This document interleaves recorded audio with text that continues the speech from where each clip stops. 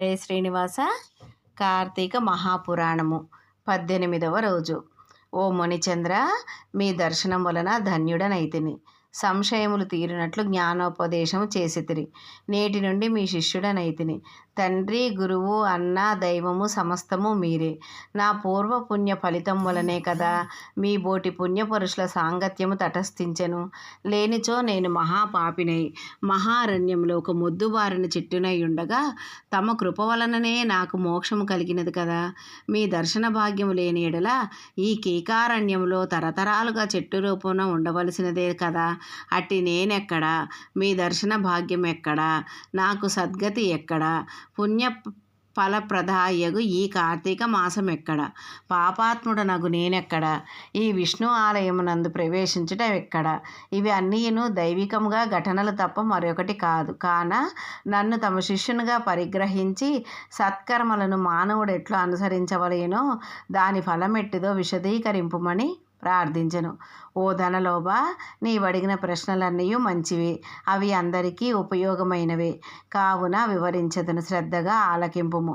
ప్రతి మనుజుడును ఈ శరీరమే సుస్థిరమని నమ్మి జ్ఞానశూన్యుడగుచున్నాడు.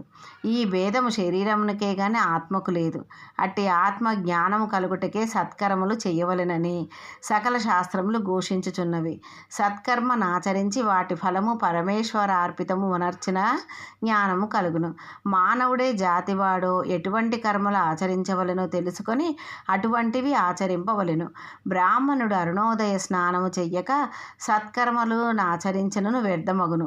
అట్లనే కార్తీక మాసమందు సూర్య భగవానుడు తులారాశిలో ప్రవేశించుండగానే వైశాఖ మాసంలో సూర్యుడు మేషరాశిలో ప్రవేశించుండగాను, మాఘమాసంలో సూర్యుడు మకర రాశి అందుగాను, అనగా ఈ 3 మాసముల యందును తప్పక నదిలో ప్రాతకాల స్నానము చేయవలెను.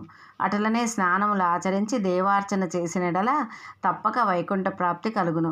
సూర్య చంద్ర గ్రహణ సమయములందును తదితర పుణ్యదినముల యందు స్నానము చెయ్యవచ్చును. ప్రాతకాలమున స్నానము చేసిన మనుజుడు సంధ్యావందనము, సూర్య నమస్కారములు చేయవలెను. అట్లు ఆచరించని వాడు కర్మభ్రష్టుడగును.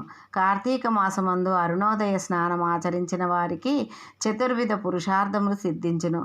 కార్తీక మాసముతో సమానమైన మాసము, వేదములతో సరితూగు శాస్త్రము, గంగా గోదావరి నదులకు సమాన తీర్థములు, బ్రాహ్మణులకు సమానమైన జాతీయ భార్యతో సరితూగు సుఖమును, ధర్మముతో సమానమైన మిత్రుడును, శ్రీహరితో సమానమైన దేవుడును లేడని తెలుసుకొనడు. కార్తీక మాసమందు విద్యుత్ ధర్మముగా స్నానాదులు ఆచరించిన వారు 1,000,000 యాగములు చేసిన ఫలమును పొంది వైకుంఠమునకు పోదురు అని అంగీరసుడు చెప్పగా విని మరలా ధనలోపుడు ఇట్లు ప్రశ్నించెను.